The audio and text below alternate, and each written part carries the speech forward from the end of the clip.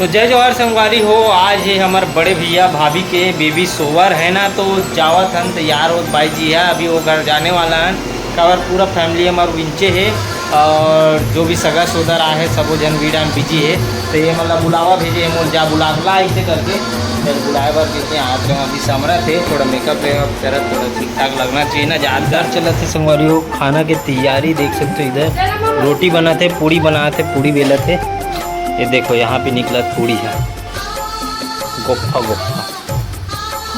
अब छोटे हो गए लेकिन पहले से है नहीं, पहले कल बड़े बने। ये देखो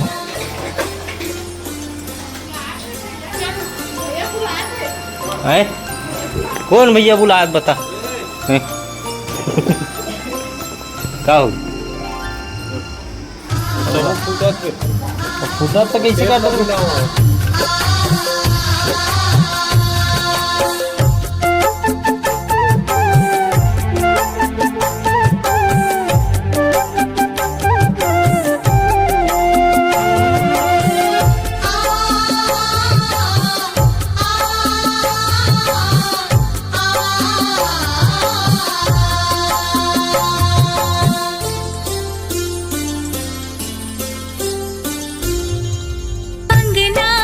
चंदा मुरलई करे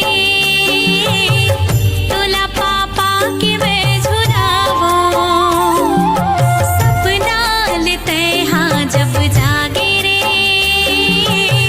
लोरी गा के मैं सुनावो मुझ मुझ हंसे ते हाँ टुक टुक देखा मैं हाँ मुझ मुझ हंसे ते हाँ टुक टुक देखा मैं हाँ अब तो सो जा कान्हा रे तुर बर निधियाला बुलावो अंगना के चंदा मुरलई करे तोला पापा के मैं झुरावो सपना लेते हाँ जब जागे रे लोरी गा के मैं सुनावो।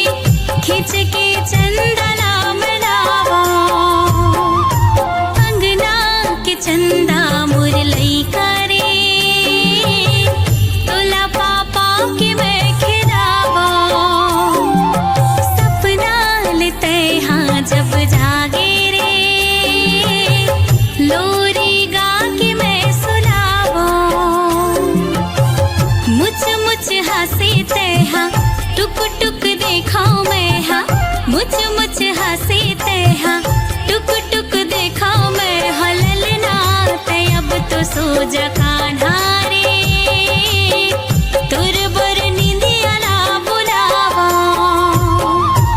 अंगना के चंदा मुरलई करे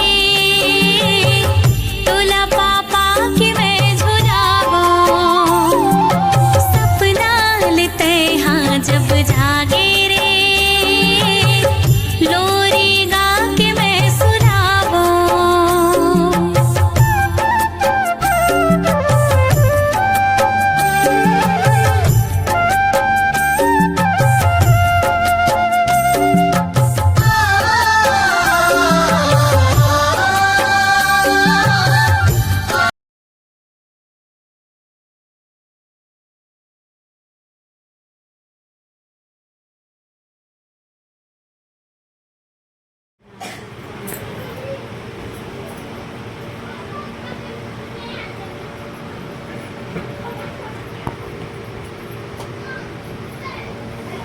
राम गुलाब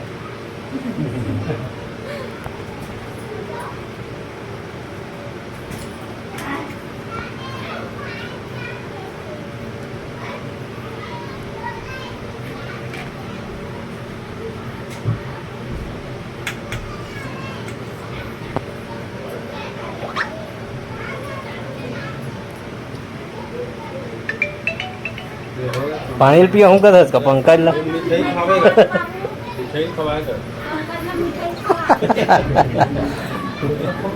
पाँच सौ निकलिए अभी नाना कहाँ से देख अभी हो गएगा